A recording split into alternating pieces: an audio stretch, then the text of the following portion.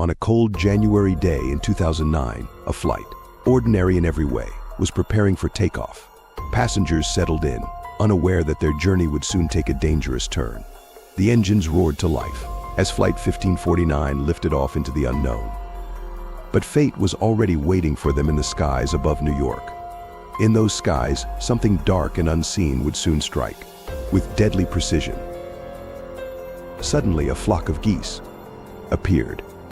As if from nowhere, a loud, bone-chilling sound shattered the silence of the cabin. The engines fell silent, the power drained from the aircraft. At that moment, a terrifying realization set in. They were falling, and fast. Inside the cockpit, Captain Sully's calm voice broke the tension. "We've lost both engines with no time, no options." Sully made a decision that would define his legacy. "We're going into the Hudson," he said, as the city below watched in disbelief. Below them, the Hudson River stretched wide, cold, unforgiving.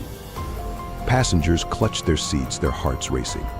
As the water loomed closer, every second felt like a lifetime, as the plane glided down toward the icy river.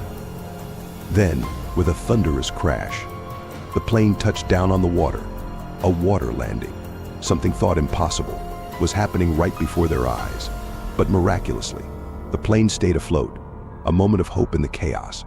Inside, passengers looked at each other and realized they were alive. They had survived the impossible, but the danger was far from over. Water began to fill the plane. As the icy river threatened to take them all, the crew quickly opened the doors, directing passengers to the wings. Passengers scrambled onto the wings, surrounded by the freezing waters below. Some were waist-deep in the river, fighting to stay above the freezing cold. The temperature dropped, the river unforgiving, but they clung to hope.